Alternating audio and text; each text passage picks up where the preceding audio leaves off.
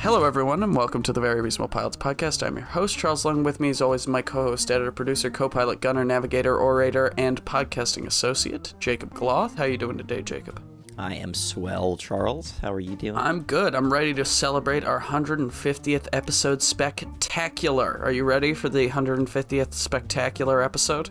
It might not be spectacular, but I guess I'm here and I'm ready. You're here. You've written some stuff down. I've written some stuff down. And if you don't know, new listeners and old listeners who have forgotten, what we do on the 50th episode of every 50 episodes is we do some sort of a spectacular. And for the 50th episode, we did Isaac Illich, one of our great characters that we've created in the long line of this podcast history. He basically does like a bunch of crossovers with a bunch of other pitches that we've done throughout our tenure as the Very Reasonable Pilots.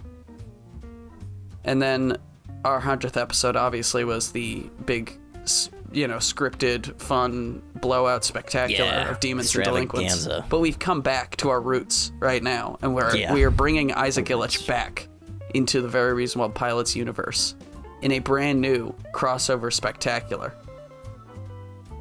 Yeah, so Charlie's picked a couple crossovers, and he's controlling the first half of the season. You have Isaac Illich doing something I have no idea what. Yeah. And I have the second half of the season written down here. We had a meeting point, so we both know where we connect. Yeah, exactly. In the middle. But I have no idea what happens in his beginning, and he has no idea what happens in my end. Exactly. It's going to be great.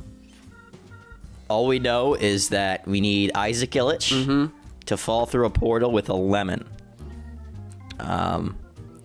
That's all I knew, and in the halfway point, and that's what he had to get to. So let's see what you got, Charlie. Let's see how we get there. That's where I'm going. So we begin. I don't know what this lemon's gonna be. I am very excited. So we begin with Isaac Illich, the classic Russian angry, history-defining drunk, sitting in a bar in some sort of futuristic cyberpunk setting, right? There's all sorts of blinking lights and flashing neon, weird cybernetic dudes and ghouls and creatures walking around, and he's just sitting in a bar drinking a scotch and griping. He's grousing. He's not happy because he's telling the people at the bar who don't want to listen all about how every time he thinks he finds peace or finds, some place he can relax, every time he thinks he's done with his adventures, he gets drawn into some ridiculous crossover spectacular, and he's not happy about it. He doesn't want to have any more adventures. He wants to sit and drink and be an old man. And after he gets done complaining, this old woman comes up to him, and she's very grizzled. She's not happy looking, and she's got a cane, and she's like, maybe she's got a robotic eye, and she's very old and wizened.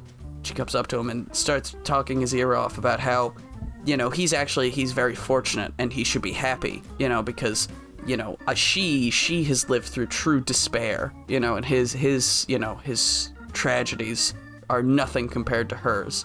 And Isaac Illich, being the fool that he always is, he decides to follow her as she explains that she will show him true despair. She's going to show him how she lives and how hard her life is, and then he'll get some appreciation for his life. And so he follows her, because he's a fool, into basically this abandoned spaceship dump, right? So there's a bunch of wrecked spaceships sitting in a garbage dump in the middle of this weird cyberpunk city.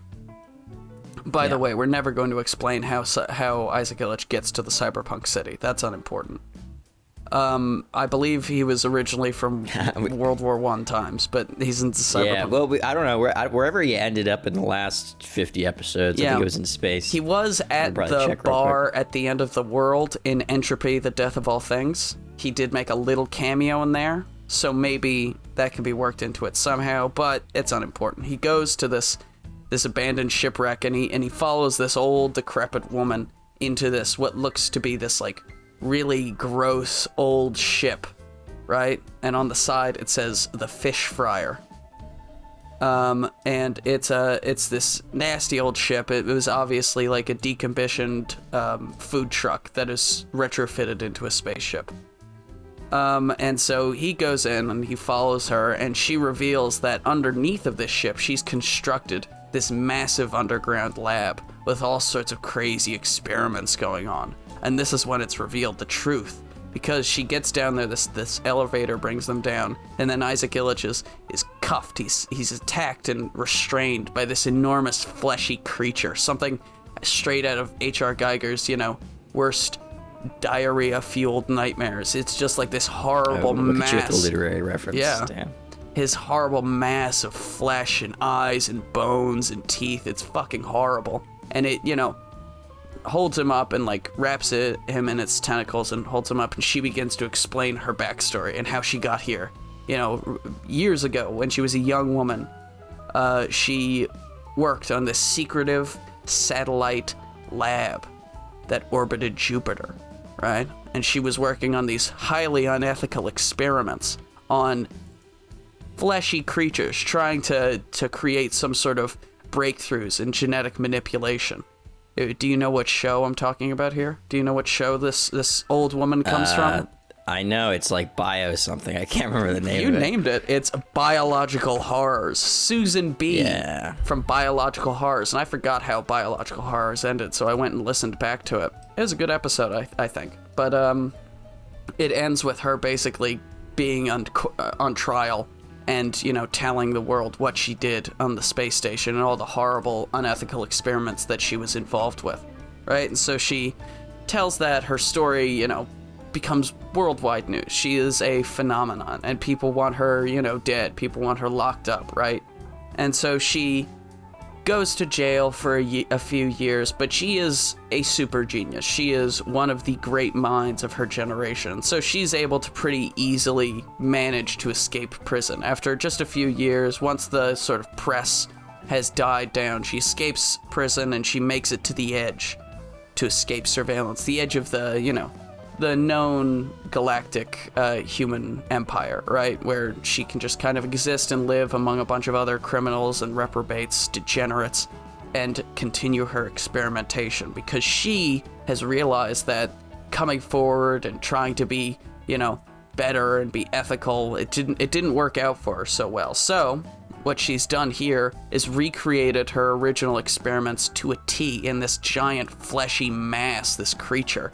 Is basically her puppy dog. It comes up to her, it licks her face with one of its 16 tongues, and maybe one of the tongues comes out of an eyeball and it licks her face. It's horrible.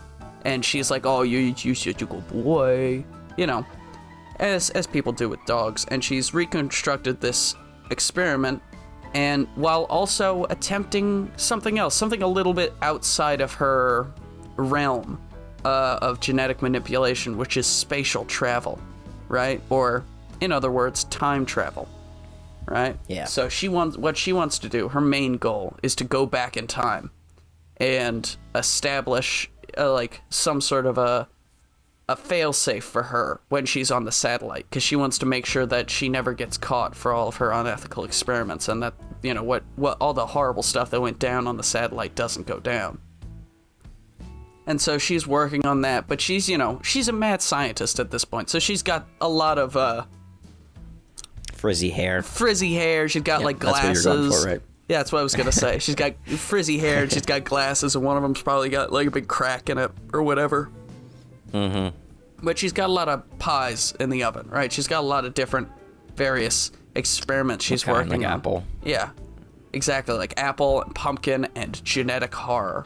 And so she has decided that, she's... I haven't had that one before. It's delicious. A little bit of strawberry ice cream on the side. Oh, nothing better. Strawberry ice cream? Yeah. Okay. I know usually you go vanilla with a pie, but strawberry ice cream just works better with genetic horror than any other kind of ice cream. Can I say? So she explains, and she's, decided that she needs to have more than one experiment going, and so she reveals her greatest experiment, her final experiment, the Deathbringer, a creature created only to destroy, a living weapon, something that you drop on a planet and it will become death, destroyer of all things. It will annihilate a species, right? And she, pulls back the curtain and reveals this creature, this horror. It's a lemon. It's What? It's a lemon. It's the lemon? It's a yellow, boy, it's a yellow lemon sitting on a table.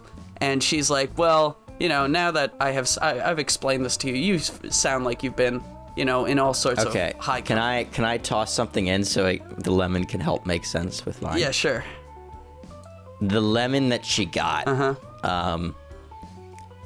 can we say she pulled it through like a portal or something? Or That's like fine. when she created it, she used, actually, how about she used like dried, like old lemons to create, like the lemony part she used dried old lemons from Russia. Okay, old Russian lemons. Yeah, let's say that that would just be a random ingredient when she's making it, and she's having her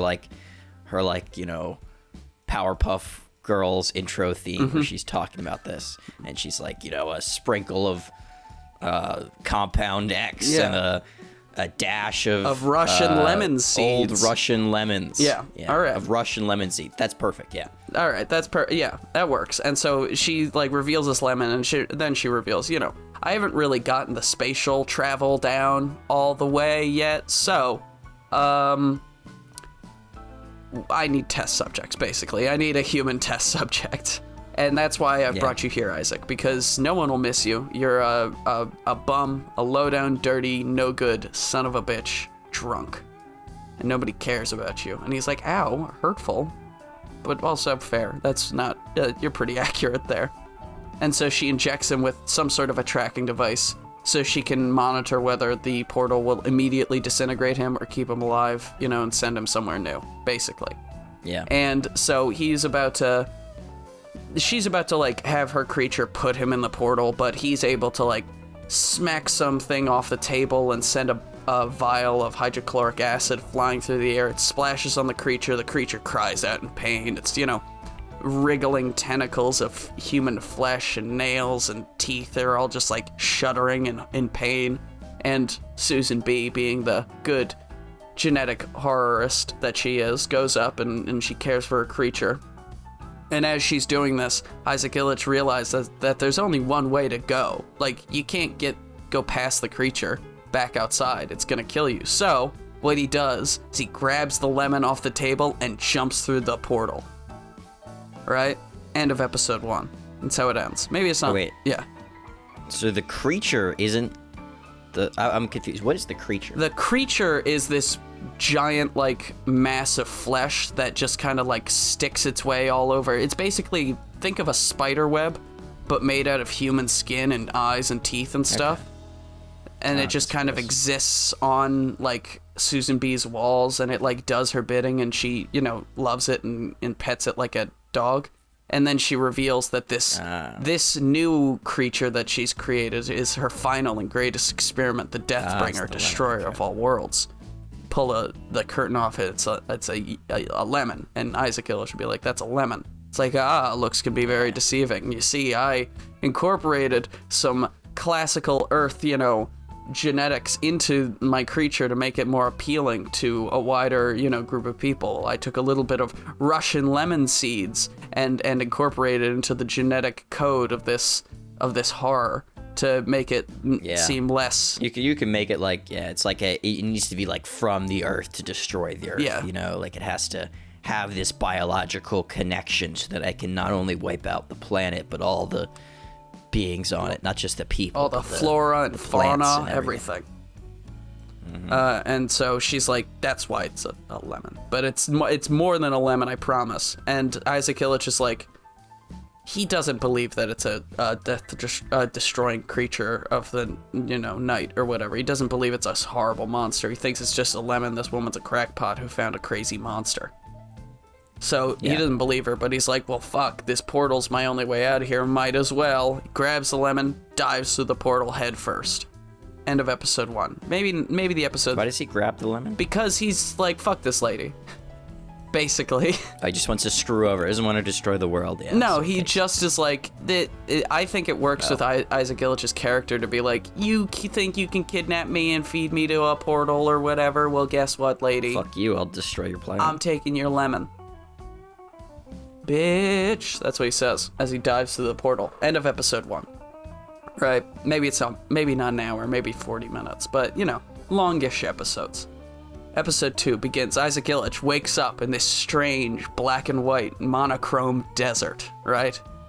You know, he wakens on the desert floor, and it's just like this weird Old West desert, and it's all black and white, including him. It's West of Strange. Yeah, it is. It's West of Strange. And in the distance, he sees, like, this smoke pluming, right? And he's like, well, there's fire over there. There's people. I gotta go find the people. And so he begins walking, and he, you know, pockets the lemon. He basically forgets about it. So he's walking, and as he's walking, you know, day turns to night, and then he feels like a wriggling in his pocket. And he's like, what the? He takes the lemon out, and he's like, why is this lemon wriggling? And then it opens a human eye and looks at him. And he drops it. He's like, oh, shit. Oh, my God. And the lemon grows 2 little legs. So it's a lemon with 2 legs and 1 normal human-sized eye sitting on the front, and it just looks up at him. And he's like, hey, I'm gonna go that way. You do what you want to do, buddy. And he just walks, and then the lemon follows him. So the lemon's just basically walking behind Isaac Illich. It's imprinted on him. Yeah, it's imprinted on him. And he's walking around the desert, and it's black and white. And as the sun descends, or the sun has descended, the moon has risen up, and it's just like a normal night. And then he looks up at the night, and these giant, you know, multicolored jellyfish creatures are just like are flying around the sky, and it's sort of like they're the only piece of color in the show so far, at least in this episode. And so he's like, whoa, and they're all gawking at this at the lemon, and Isaac Illich are gawking at the beautiful, you know, dancing lights of the creatures that exists in this world. And he's like, ooh, this is cool, I like this, you know. And I'm thinking for the first episode, it's in live action, and then the second episode is animated. Does that make sense? Okay. When he goes into the West of Strange universe, he becomes animated in the West of Strange style. Yeah. And so he's walking, and he's still following the plume of smoke, and eventually he makes it to the fire, and he sees this flame, and this man sitting by the flame, stoking it, drinking something out of a cup, and he's a silent stranger, as you might remember from West of Strange. Yeah. He's like, and Isaac Illich going up there, and he's got his nice thick Russian accent. Howdy, partner. You know, he tries to do a cowboy accent. He gives up immediately. He's like, hey, me and my friend here, and he points to the lemon, and the lemon blinks and like nods its body at the man. Yeah. We was wondering if we could borrow your fire for a bit. Just sit down, you know, rest a spell. We're both quite tired. Share the warmth of the fire, and the stranger nods silently, just like a quick little nod. And so Isaac Illich sits down, and he tries to make conversation, but it's very awkward, and the stranger doesn't respond to anything he says. It's just this quiet silence. And so after a while, Isaac Illich is like, I got some whiskey. You want to try that? You want some whiskey? And so he pours it into the man's cup. Like, the man like puts his cup forward for Isaac Illich to fill it up. And it's weird cyberpunk future whiskey, so it's bright green, right? Because only a few things are going to be colored. Maybe the lemon can also be colored. Like, it's lemon colored. Oh. Yeah. Colored lemon. Colored lemon. That's a good band name.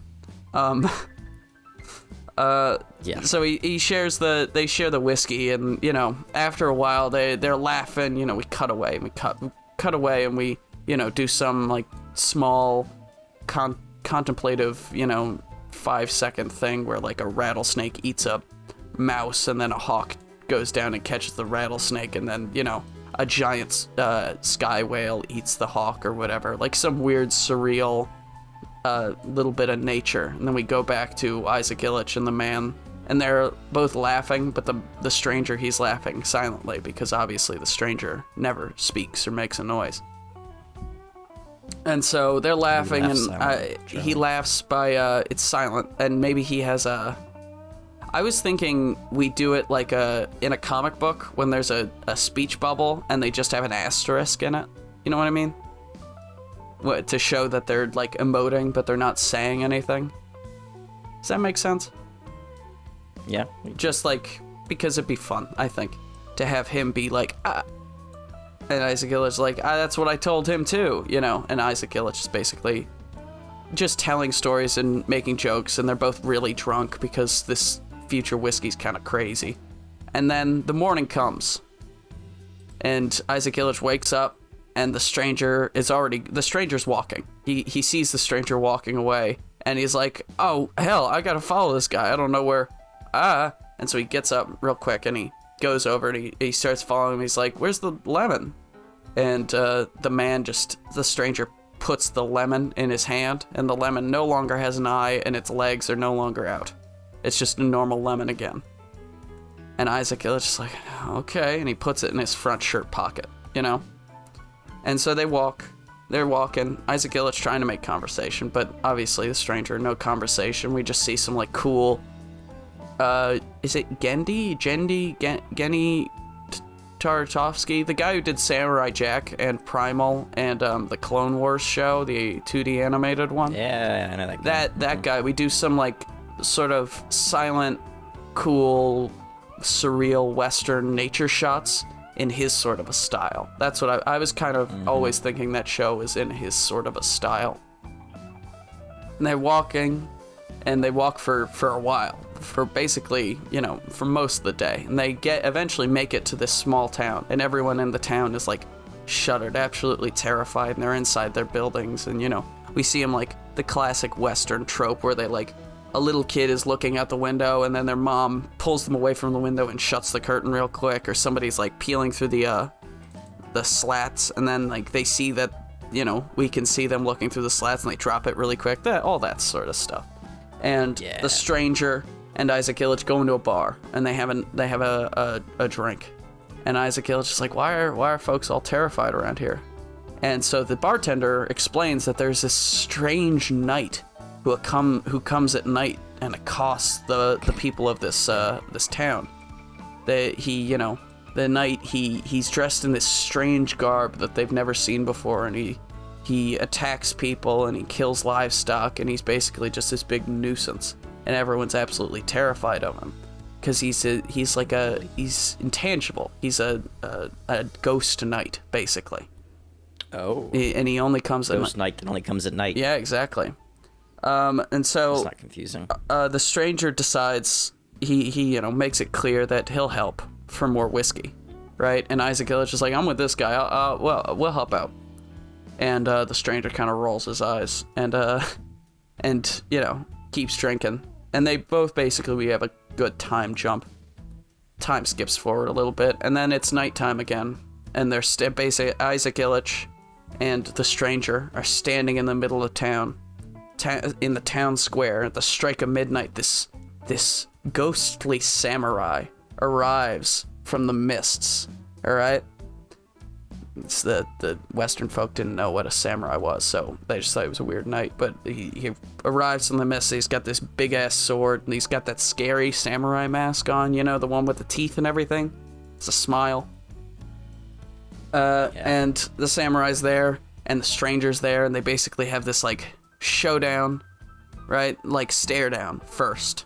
And then Isaac Illich kind of realizes, well, I don't have a sword or a gun, so I'm gonna get out of your way. And so he goes off to the side, and then the stranger pulls his gun and fires 6 shots at the samurai. The samurai deflects them with the sword, right? And then runs at him. The stranger dodges, weaves, pulls out a Bowie knife. It's basically this rundown, lowdown fight, you know, but it's very well choreographed with lots of intricate, like, knife and blade movements, and it's all super nicely done and chic, you know? And then what happens is the stranger gets beaten or thrown to the ground, and the samurai has his sword to the stranger's neck, and Isaac Illich comes up with a brick behind him and smacks him in the back of the head with the brick. But he's a ghost, and so it just goes through his face, and the stranger turns around, and he just kind of gives this look to Isaac Illich, and Isaac Illich begins running, because, again, like I said, he's not the brightest bulb in the socket, and so he begins running, and then it's basically this big slapstick comedy sort of a fist fight that happens throughout the town, and Isaac Illich is like just dodging and weaving blade sword strokes, and like he, you know, jumps into the horse trough, right? Or falls into the horse trough and pulls it over and then pushes it and throws it at the samurai. Samurai slices it in half, and he, you know, gets into the bar and he's swinging on the chandeliers and drops a piano on the samurai and all this stuff, right? Big slapstick fun comedy fight, because we just had a big cool serious fight. And then in the midst of the fight, the stranger throws Isaac Illich a gun. Isaac Illich shoots the samurai straight in the leg, and you know, because the stranger has some sort of magical powers that we're not fully privy to, the bullets work, and so he's like, "Oh man, this is awesome." He tries to shoot it again. He doesn't have any bullets, and the stranger tosses him 6 more bullets, but before Isaac Illich is able to load them into the gun, the stranger gets him on the ground. He's got the sword to his neck, and the lemon, now being awoken by the nighttime, sees his master, that the person he's imprinted on, in danger, and so he decides to help. And the only way he knows how, and so the lemon jumps out of his front shirt pocket and runs up his throat, right? Runs up his neck and dives down his throat, all right? Oh, I really want a very vivid image of this lemon just like full body inside of Isaac Illich's mouth, just like having its legs kick, trying to get further and further down, and then it does, and then its eye, we see its eye just begins shooting this super thick, viscous blood, right? All of this crazy, hot, boiling blood straight into Isaac's stomach, and he's like, ugh! And he spits the lemon out. The lemon jumps into his pocket, and as Isaac is like convulsing on the ground, he's like, ugh, ugh. He vomits all of this blood up, and as the vomit, you know, comes out of his mouth, his eyes begin to shoot out this white light, and so does his mouth and his, you know, the ends of his fingertips and all this stuff, and he begins to float in the air. And just as like the same sort of dimensional warping thing goes on that happened at the end of episode 1, and he's transported again. The lemon in his pocket, he's got a pistol in the back, in, you know, behind in the back of his shirt, and he's transported again, and he falls straight into the midst of a horrible battle that's happening between Napoleonic soldiers and crazy weird aliens. And that's where my half ends. Okay. So, I don't know. I'm just gonna go, and we can try to figure out the lemon as we go. Because my lemon's usage is very different. So maybe, so your lemon as it goes through is still the world destroyer. It has the leg guy, right? That's what everyone has told Isaac. That's what Susan B told Isaac, is that this is the world destroyer. But she's also a crank. Like, she is nuts in the world of the show. So maybe it doesn't have to be a world destroyer, and she just thinks it is. But it is definitely still have little legs and an eye by the time it goes through the portal in West Strange. Okay, so I can include that, and it can be his buddy, his little like helper buddy. Yeah. Maybe they've bonded over this time, right? Now they're like sort of pals. But the usage will be. He's not going to destroy the world. No, that's fine. I didn't expect him to destroy the world. Spoilers for these next few episodes. Because in my original interpretation of the lemon, it was a normal lemon. I have a question. You'll see why it's important in a minute. Does the lemon get cut open at any point? No. Okay, that's fine. It does get destroyed, though. That's fine. It's just, in my mind, if you slice the lemon in half, it would be like all fleshy on the inside, like human flesh, you know? Yeah. And like, it's, you know, it'd be full of teeth and hair and shit. It'd be like this weird, horrible monster. We could get weird. Yeah. Yeah. But maybe. Okay, so when he uses the lemon to be vague with what's going to happen, maybe we can see that in the end. Yeah. All right. All right. Episode. What is this? What number is this? It would be episode. The middle episode. 3, yeah. Episode 3, Napoleon's Alien. So Isaac Illich drops into the back of a running carriage in the midst of a horrific battle between mutants and Napoleon's men. Dunk is driving while Pierre is shooting and slashing from the side. Dunk being the the Scottish guy from the Battle of Waterloo, and Pierre being the French guy from the Battle of Waterloo, if you watch Napoleon's Aliens. Yeah, classic episode. So Dunk's driving like crazy. He's not doing a very good job. He's diving left and right. Pierre is yelling at him while slashing at enemies and yelling about how great the Emperor is, because Napoleon is up on a cliff where it's the French army they're fighting with against the mutants. And so Pierre is like, very inspired because he's fighting with his Emperor. Isaac's clutching the lemon, which I guess in this case is like, it's gone into its shell, it's hiding because everything's terrifying. Yeah. Maybe he puts it in his shirt pocket. He's like, look, he has no idea what's happening. Everything is so confusing. Dunk looks back. He's like, oh, it's we got another man with it. Can you drive? I need to grab my gun. He tosses the reins to Isaac. Isaac's driving now. He's got some experience with a carriage because, he's from World War One. So, this is not too far off from his time period. So he's got the reins. He's driving. Dunk grabbed a gun. He's shooting behind them. There's a big mutant monster chasing them as they're like, racing down. They're running for their lives, basically. The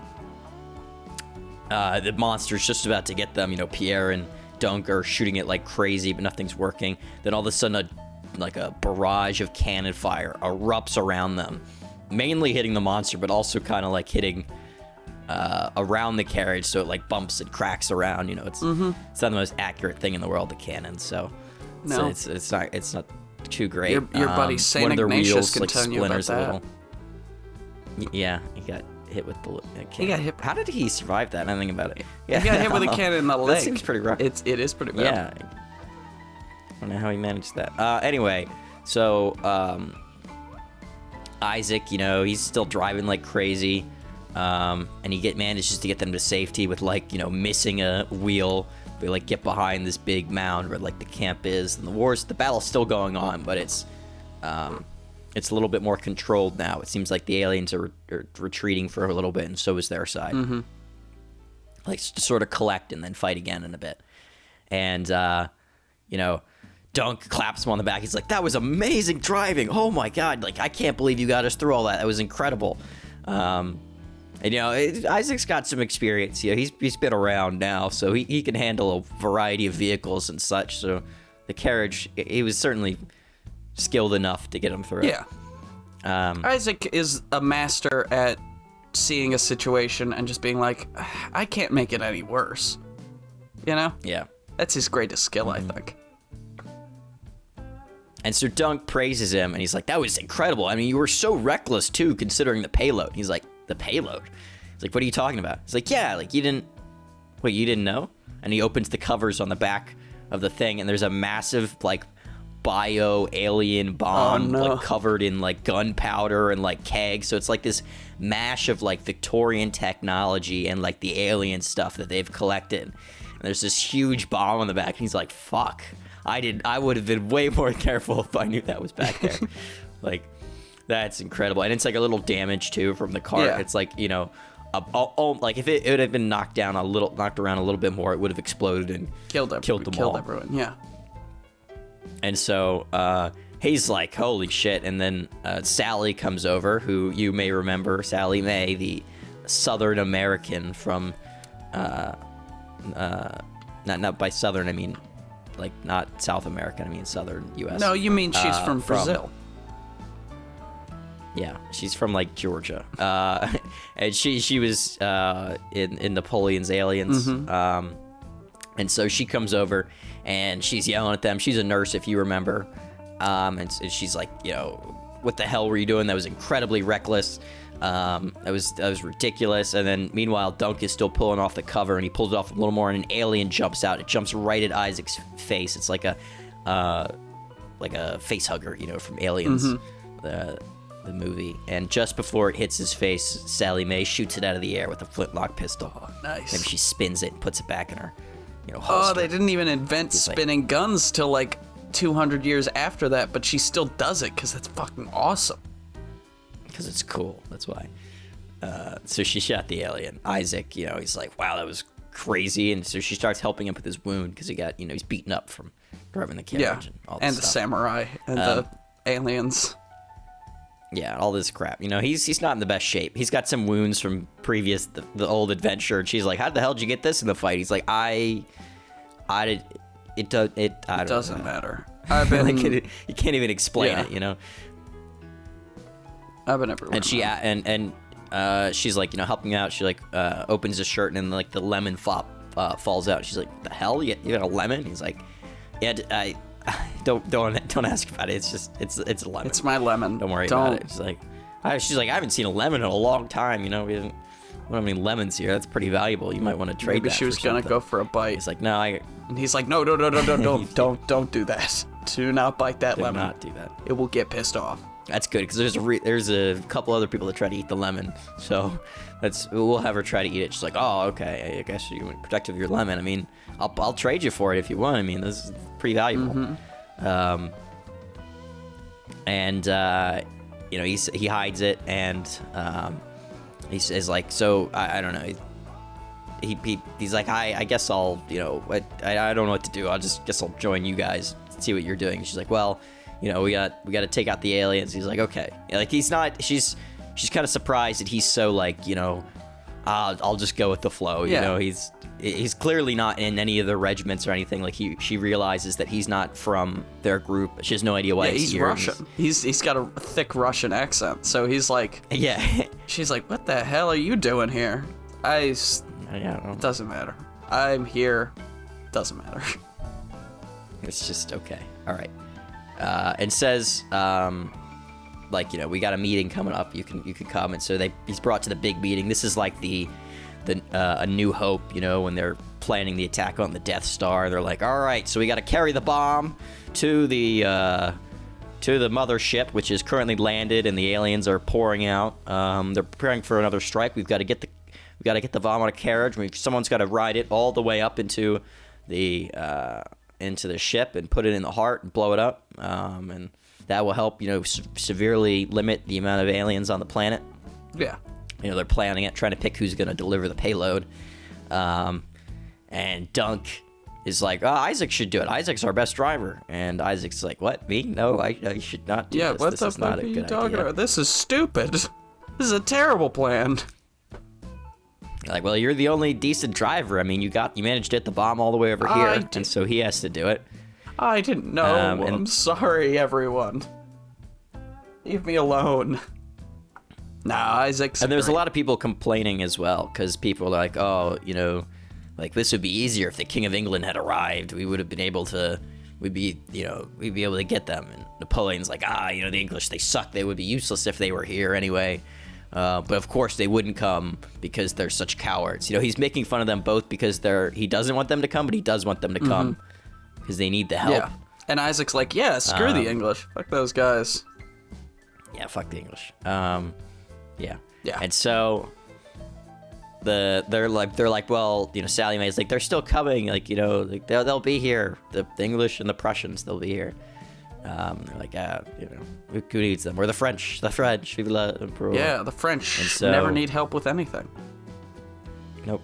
It's their They could take over all of Europe by themselves. Yeah. It's their country the motto. fight kicks off and goes poorly. So on the carriage is Pierre, Dunk, Isaac, and Sally Mae, right? They're tasked with delivering the payload. And so they're all together. Isaac's driving. Pierre and Dunk are shooting. Sally's shooting. You know, they're in charge of just, you know, making sure that Isaac can get there. You know, they're trying to clear a path for him along the way. And fight immediately is going poorly. You know, the lines are getting overrun. Napoleon's got some good cannon placement because that's what he's known for. So they're able to take out some of the bigger monsters, but there's just, you know, too many. Dunk gets shot off the carriage early on and ends up having a fight on his own, and then he, like, you know, joins up with a small regiment that's like, you know, this lone squad fighting together. So we're going back to that a couple of times, seeing them fight.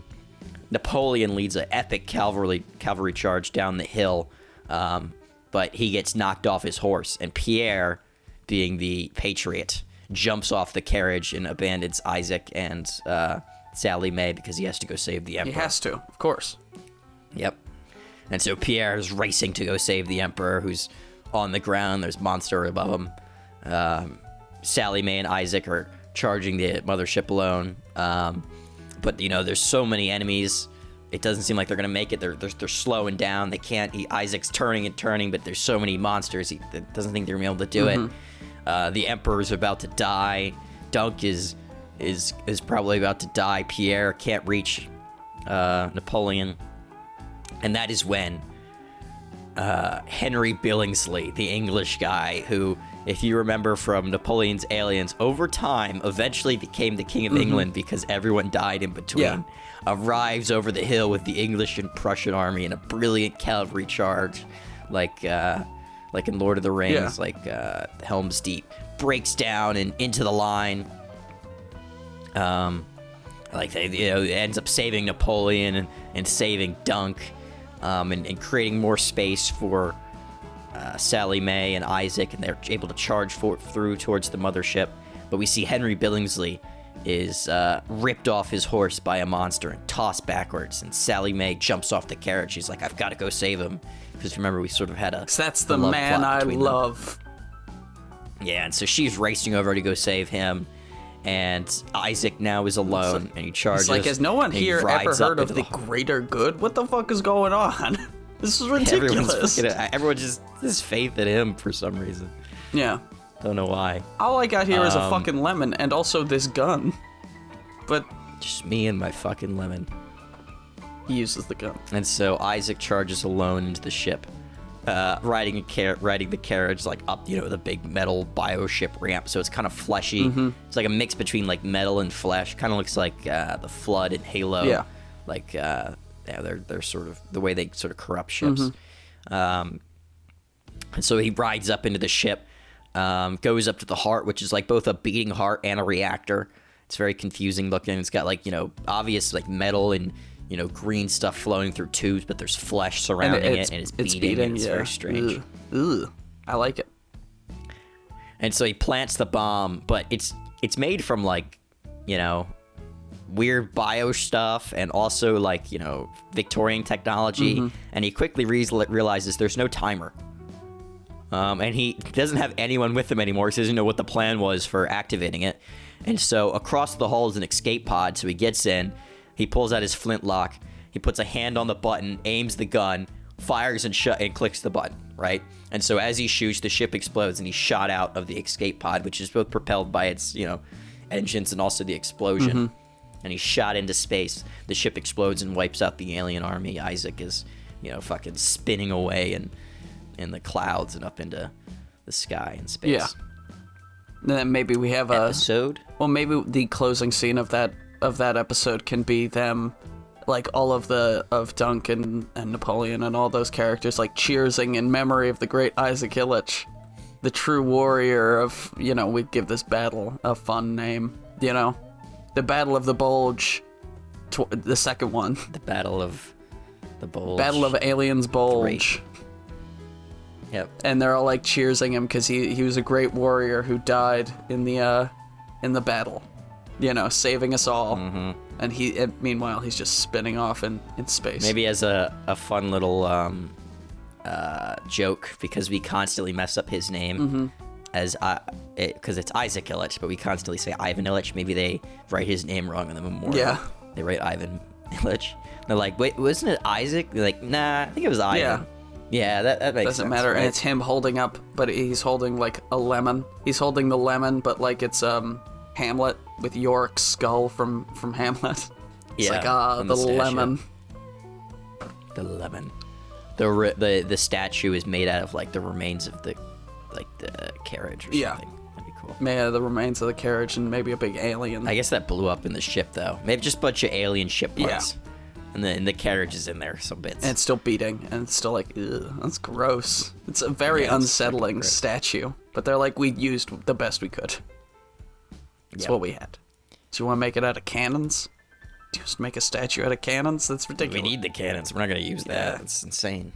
Resources are hard to come by. Of course. What are you, stupid? One of them turns... Yeah, there's a New York guy there, just to say that. He shows up.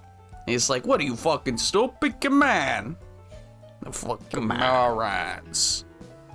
Napoleon. Episode 2. Isaac's pod smashes into the astronomical survey scheme dropship. I don't know if you remember the astronomical survey scheme, but they came from a little show called Astronaut Sauce. Yes. I was wondering. I was like, which one of the space ones was this? Well... And so, the two pods smash into each other, and they're sent a little off course, but they still land on the planet that the astronomical survey scheme was meant for. And they smash on the planet all together. They get off, and at first, the crew from the ASS is angry, but they're like, yeah, not much you can do, space. And if you don't remember their names, they're Scott Stein, Brett Belters Oinkers, and L4TR, also known as Later. Scott Stein being the normal human scientist who was trying to find his dad, Dr. Jonathan Stein, and got sucked up by the aliens because his dad is in charge of them. They survey planets and they mess with them. It's sort of like Inside Job, except for planets and aliens. They're doing some clandestine stuff. Not whatever Inside Job was about. Oh yeah, Inside Job. Yeah, the show got canceled, so it doesn't exist. I don't know why, but all I was thinking was, because Inside Job's about conspiracy theories and like a shadow government running the world. I was thinking Inside, the Pixar movie about emotions, where they're the emotions of the little. That's what it is. I was like, kinda. I mean, they're all about manipulating. People, and that's what the emotions sort of do. I mean, I guess they are the person's emotions, so it's not really. It's still manipulating. I think. Then we have Brett Belters, who's the graduate from like this, freaking military academy. She's this tough, macho person. No nonsense gal. Oinkers, who's a pig, just a normal pig, that they abducted because they thought that the pig had realized there was other life in the universe, but it hadn't. No. Now it's just on the team. Oinkers. And Later is the robot that Dr. Jonathan Stein built, but Dr. Scott Stein, his son, is sort of become friends with, because they're sort of the two abandoned sons of Dr. Jonathan Stein. That was a helicopter, for those wondering. Big helicopter flew by looking for Jake. That was part of the episode. I put that sound effect in, because there's a helicopter in the show. Looking for Jake, because he's all of the crimes that he's committed. Yeah, that's true. So they're on a mission to track down a rogue ASS agent. You have to make sure you say ASS. If you say it out as a word, that's not correct. If you remember from the show Astronaut Sauce, you're not allowed to say it. You're not allowed to say it. It's bad. You have to say ASS. That's bad. It's against the rules. So they're looking for a rogue ASS agent who went to the planet and never returned. They're like, what happened? Rogue's not the right word. Like, he's MIA. It could be dead. I was gonna say, it's like... Most likely dead. They're coming here to get his remains. Yeah, and they're not the most competent Isaac, people. Yeah. If I remember. They're people that figured out the sentience, They're like, they're not...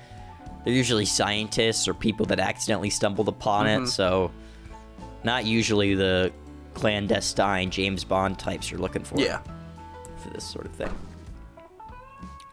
And so Isaac is like, oh, can I get a ride home? And they're like, well, we can actually, because Dr. John Stein, Scott's dad, won't let us return until the mission's completed. So just the way it is, And he's like, oh, well, that sucks. Okay, I guess I'll come with you guys. And Isaac, Brett, and Oinkers are investigating, and they come across a huge, large metal sheet city. They're like, that is weird. That shouldn't be here.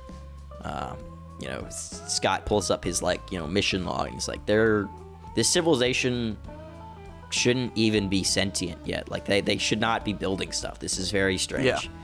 And so, they split up into groups. So, Scott and Later go to the ASS agent's landing site, while Isaac, Brett, and Oinkers go to investigate the crazy city thing. I thought it was going to be Isaac and Oinkers.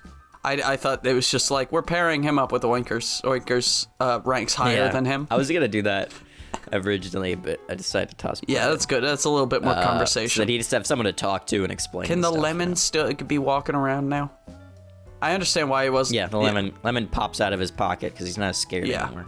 Maybe he sits on Isaac's shoulder like a pirate parrot.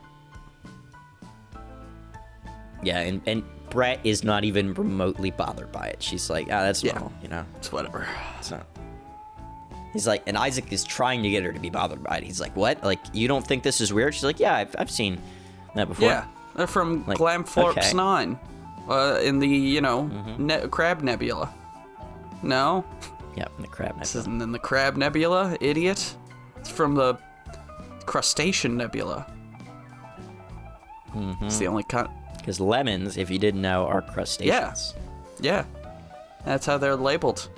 If you don't believe us, don't Google it, because Google lies. Use an Encyclopedia Britannica. Go to your local library, go into L or C, depending on if you're looking up crustaceans or lemons. But So the team finds a somewhat advanced civilization in the city of feathered, like, bird people. They have spaceships, and they have limited outer world trade, but it's very, like, much black market sort of stuff, you know? Like, they're not discovered by the larger ASS system. And they know of other life, and they know of, of the galaxy is big, and this is very much against the rules of this galaxy.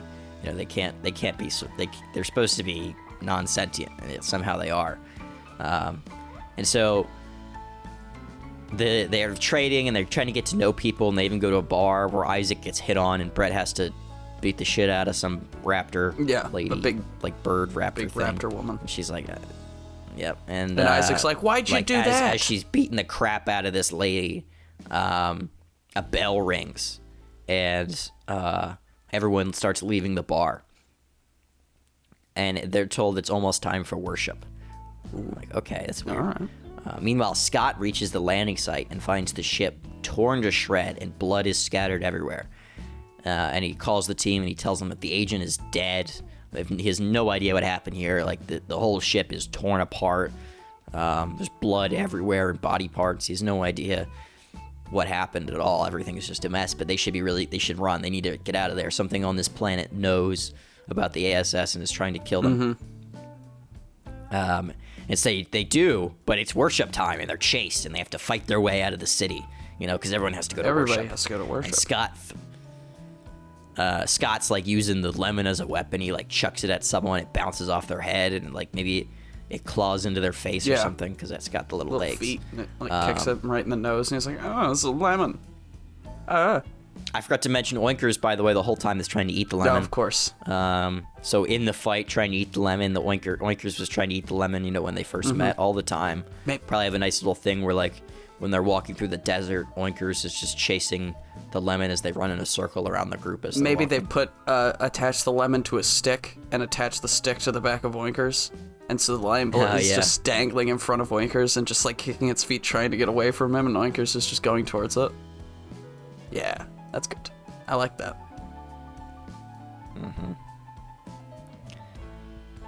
So they're fighting. He throws the lemon, the whole thing, and he pulls out his flintlock. He's shooting. It takes him a while to reload, so he fires like one shot, and then he's like reloading. Brett is like slicing her way through the bird people. Oinker's obviously chasing after the lemon. Scott is doing some more research while they're fighting and trying to get out, and he's trying to determine if these remains are the guy, and he's like scanning the blood, and he sees that it's not the agent's blood, and he's looking at the ship, and it's been surgically stripped. It's certainly destroyed and all that, but all the important components are gone. Like, they've been taken out carefully, which is strange for whatever lives on this planet to do that. It's not just, it's too complex for a beast or somebody that just hates aliens, And he's where he's like, the only thing that makes sense is that, oh shit, and he tries to call Isaac and Brett, but they've been captured, and Oinkers is the only one that makes it free. So they're like, they're at the gates of the city about to get out, and the Oinkers runs out. They're chasing after Oinkers to get out as well, and the gate's shut. They're like, oh no. They're captured, and they're brought to worship, where they learn that the rogue agent, his name is Chet. He is the god emperor of these people. Chet left ASS and started a cult on this planet and advanced their civilization. He and genetically engineered these people to become sentient, like these and birds horny for people, and that's why that bird wanted people. to kiss Isaac Illich, because he made him horny for people, not just bird people. Maybe, I guess.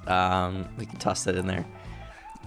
So he's going to sacrifice them for his adoring followers, and he wants to start this cult, advance their civilization, and, like, take out the ASS station. And it's all because he hates Jonathan Stein. That's what it all comes down to. He hates Jonathan Stein because Jonathan Stein sent him down on this planet and wouldn't let him leave till he completed his mission. And he couldn't complete his mission because, there was no sentient things on the planet, right? And Jonathan had just put him on, like, a mission that was useless. Like, there was nothing on the planet to manipulate. So he couldn't complete his mission, and Jonathan didn't pick him up. He just, forgot to. So, this guy has some solid grievances. Oh, yeah, 100%. But the way he's going about it, kind of He he apocalypsed now these people. Mm-hmm. Heart of Darkness. And so they're got to get fucking sacrificed, and Scott arrives to help them with later and manages to free them by using Chet's technology against him. But there's so many feathered people, so they're all running away. Mm-hmm. They managed to break the temple and the arm that was going to drop them into a big pit of lava. I didn't explain that, but that's what was going to happen. It's going to be a big pit of lava. Yeah, it's an Indiana Jones style situation. Okay. Maybe we do a nice shot that's them running over the hill, and maybe somebody's at the ship, and they're like, oh, they got away. And it's as they make it over the edge of the hill, the feathered people are behind them, and they're running. It's like, oh, we need to go, Classic Raiders of the Lost Ark. Go. Yeah, it's like the beginning scene from the first movie. Anyway, so they're they're running, but there's so many of the people behind them, and they get to the gate, and it's closed still, and they can't get out, and they're like, oh, I don't know what to do. What do we do? And the feather people are all around them, and it seems like there's no chance of them surviving. And that's when they hear the ship rumbling, and they duck, and through the door, blasting through, is Oinkers riding the spaceship, and he flattens all of the avian people, everyone except Chet, and Chet's crying about the death of his people. Mm-hmm. And Oinkers immediately hops out of the ship and goes after the lemon. The whole reason he did this was not to save them, but because he wanted the lemon. Yeah. He had to save the lemon. Of course, to eat it. To yum. And Scott does a quick scan, and he's like, yep, that was all of them. Every single... I guess this solves our problem. They're got rid of all the sentient life on this planet. It's back to normal. Chet's crying because all of his people that he engineered are alive or are dead. They're all fucking dead. His whole civilization is destroyed. Maybe he begins doing this big angry sad monologue. It's don't you understand? You destroyed an entire civilization. You committed planet-wide genocide of these people. What is wrong with you? Do you have no empathy for what you've done? And they're just not really. And also, we didn't do it. Winkers did it. So, blame him. And we look up, and, they look over at Oinkers, and he's just chasing the lemon, and the lemon's just, running away scared. Yeah. Yeah.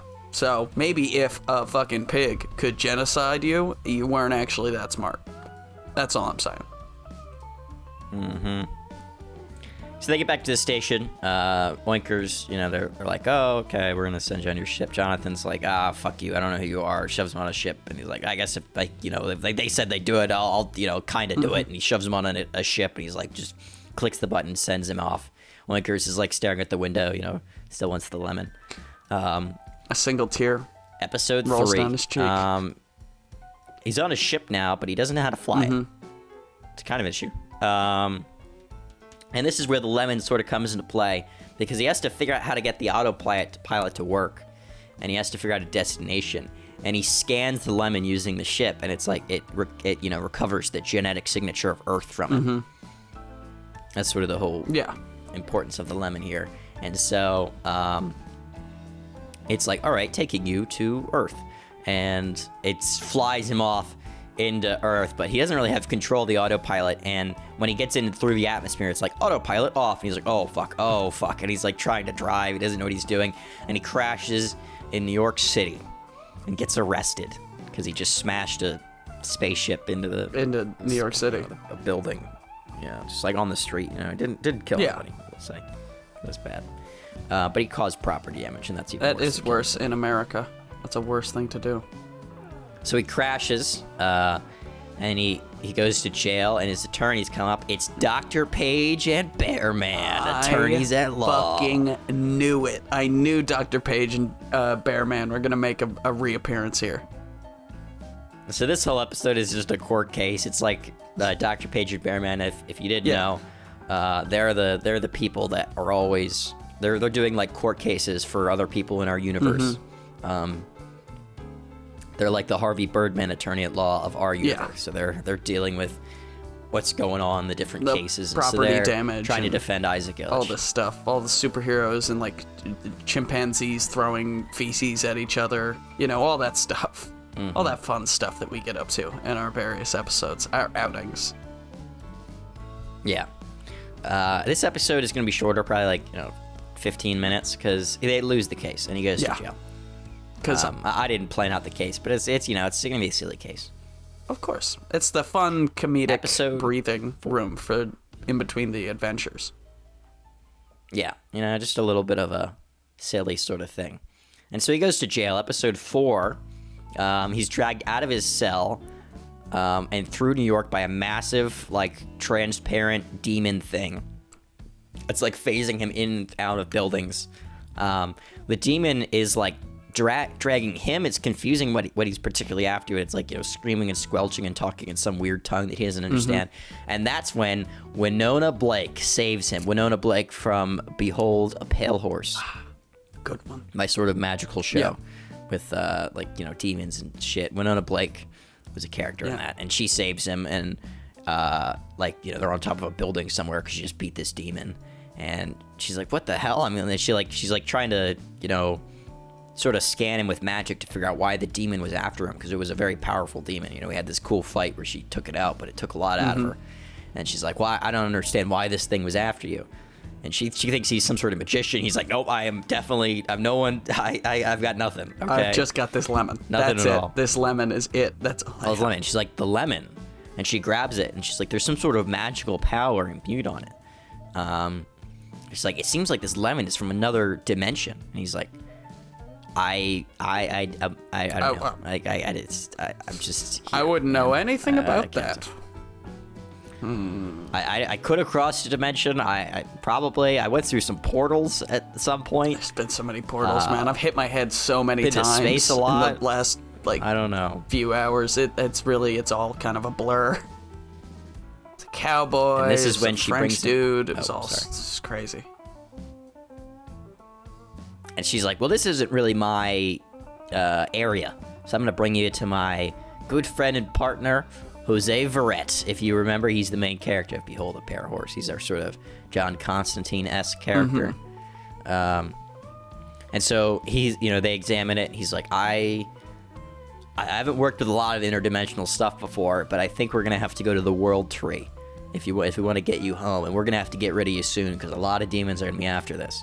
Because the way it sort of works is that the demons, they want to invade less protected realms, because this one, Earth in this world, has so many wizards and magic people here that it's very protected and it's hard to deal with. And so the demons, they want the lemon because it can bring them to another dimension where it's easier to terrorize people. There's no. And so Jose's like, we gotta send you back home, not only because you should go home, but also because it's way too dangerous to have you still here.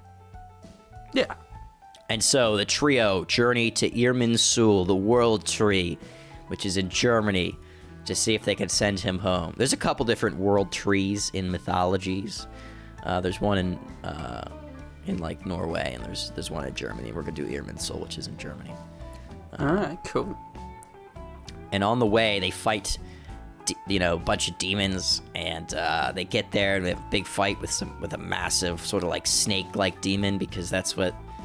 I can't remember the name of it, but there's a big snake in mythology. The World Serpent. World Serpent, yeah. They fight the World Serpent there. The World Serpent's defending the tree. And, Jose and Winona, they barely open enough time and space for him to, get to the tree and activate the lemon. And it's like, the lemon and him have been on this journey for a while now. It's very important, and he's kind of has a tough time destroying the lemon. Yeah. Because it's kind of his buddy now. Yeah, it looks up at him with its one huge eye, and it blinks knowingly. And it's like, he's like, I don't know if I could do. He looks back at them. He's like, I don't know if I could do this. It's, we've been through so much together. And that's when the snake sort of like slaps the lemon, and it smashes and just flattens and squirts all the blood and guts and goo all over it, and it's fucking gross. And the guts cover what's his name, Isaac Illich, and he's like holding on to the world tree, and immediately gets teleported through, because that's how you do it. You gotta squirt the thing on you, and then you pop through. Wee. And he's transferred through time and space. And he lands, episode 5. He lands in a snowy cottage he lands like through, like sort of phased through the worlds. He's like, falling on branches and stuff, and he, hits one, he holds on. That's when the world sort of morphs into like the interior of a snowy cottage, and he falls down onto a couch. And there's a girl inside the cottage. She's mid-20s. She has a rifle. She turns around and shoves the rifle in his face, threatening to shoot him. He's like, please, no, please. Like, I don't know. And he's like, oh, please, don't shoot me last. That's what he says. That's his thing. Yeah, that's the show. Yeah, that's the show. That's good that you got that. Yeah. Like, snowy, is that how you understood? Yeah, snowy cabin, girl, rifle. It was like, it could be this, it could... Yeah, it was because snowy is the main theme of Shoot Me Last. Visually. I got 2 more little references in here, so you'll have to figure out where those shows are. I'll try not to say. Okay. Because I'm surprised you got that.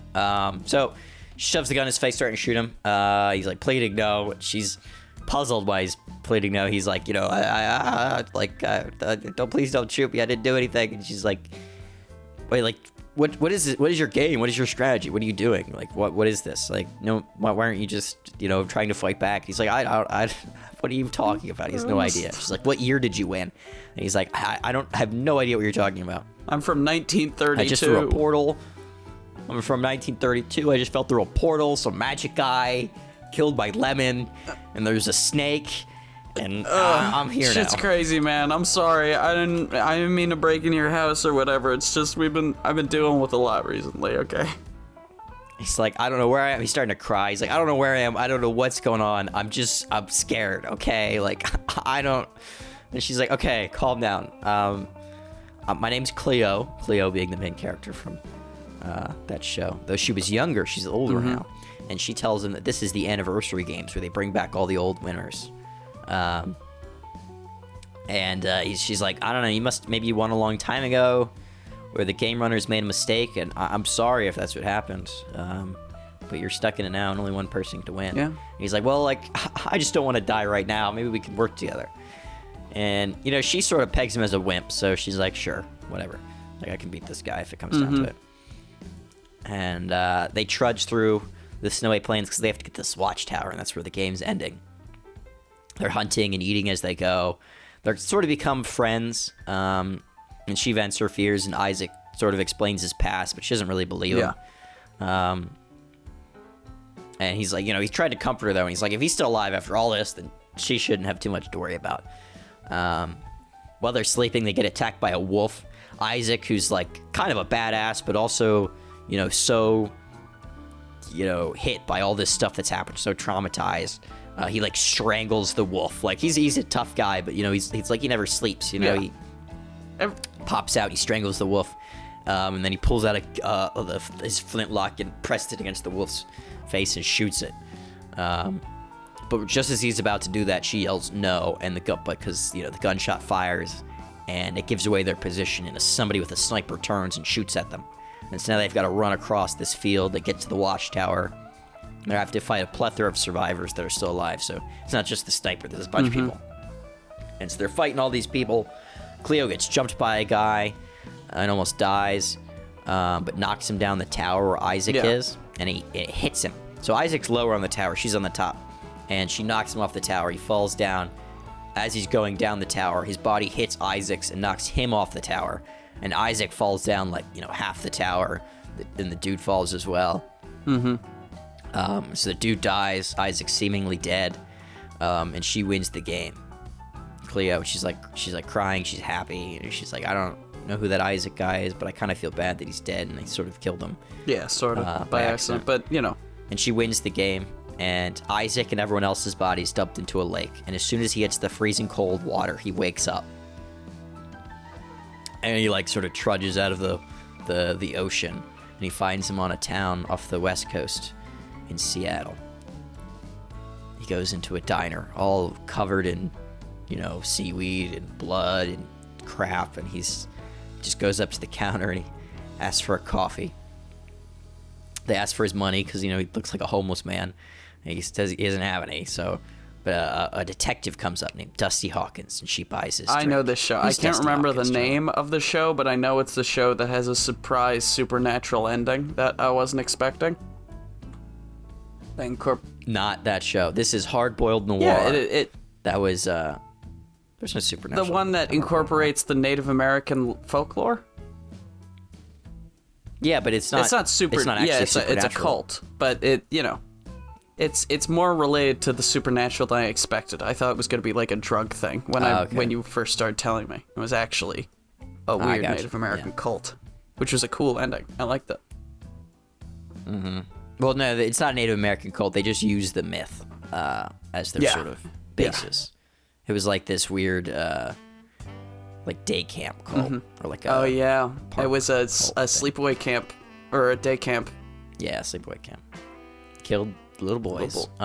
Anyway, Dusty Hawkins, she buys him a drink and gives him like a emergency blanket that she's got because she's a detective. And he tells her what happened and immediately realizes he probably shouldn't tell a cop that he just survived these these games that are legal. And she laughs it off and she's like, Dad, don't worry about it. She's not gonna I'm not a narc. Yeah, I mean, you literally are, but thanks. She's like, that's a Canadian game show. This is America. You're fine here. Yeah. And so he's, she gives him a couple bucks, and she tells him, go stay at this home motel tonight. It's only like a couple blocks down. You can walk there. He's like, thanks. And he's like, he sits there, he eats his pie, coffee. This is going to be like a nice slow ending where he's sort of recuperating from all that happened. And he looks up and he sees the lemon cake, and he gets a little teary-eyed. Gets a little slice, but it doesn't end here. He goes to the bathroom, but he doesn't really know where the bathroom is, and he goes through the wrong door, and he goes to this adjoining old arcade. Where am I going? I'm not sure. Okay, so he goes into the old arcade, and everything's closed, and all the lights are off, and he's like, what? Oh, I thought this was the bathroom. There's one machine on, though, and it attracts him. He goes up to it. Oh, is this glowing Beast machine. Slayer? Titled Beast Slayer. And that's where it ends with him like putting in a quarter nice little tease into Beast Slayer, and just like the camera pulls out as he starts playing. And we pull out the diner, and then we pull out even further, and then we reveal that the entire planet Earth, the whole world is a lemon. And then it turns around and opens its eye and winks at us, and that's the end of the show. That's great. That was a good crossover episode. I enjoyed that. I enjoyed it. It was fun. I think it's a good exercise for us to see how well we remember the pitches. Not really, too well. Fortunately, I have most of my notes saved, so I can go back and look at them, because I don't really want to listen to it again, That's a lot more work than just reading no, I went and I listened to the last, 3 minutes of biological horrors just to remember where it ends. Yeah. And West of Strange isn't really a beginning and ending kind of a show. It's more of a weird shit just happens kind of a show, so that was easier. But that was good. I enjoyed that quite a bit. It's fun. It was fun. What are we naming this? The new adventures of Isaac Illich? The extra new adventures of Isaac Illich. The weird adventures of Isaac Weird and wonderful adventures. The lemony adventures of Isaac. The lemony fresh, Isaac Illich. the lemony fresh adventures of Isaac Illich. So that's fun. That's a good time. The citrus adventures. The new citrus adventures of Isaac. Yeah. All right. Well, thank you everyone for listening to the 150th episode Spectacular, the citrus adventures of Isaac Illich. If you like what you heard here and you want to hear more, please give us a like, a follow, subscribe, tell your friends, tell your family, tell your dog, tell your cat. And do not forget that we will be here next week at a brand new televisual series for you to listen to and imagine and enjoy. It's my turn, I believe. Yeah. And I will have something. I don't know what yet, but I'll have something. I hope so. Yeah. If not, we're kind of screwed. Yeah. I'll have to emergency pitch Res Publica Season 4. Yeah, or emergency pitch House of Malice Season 2. Oh. Yeah. All right. Well, thank you, everyone, and have a good day. Bye.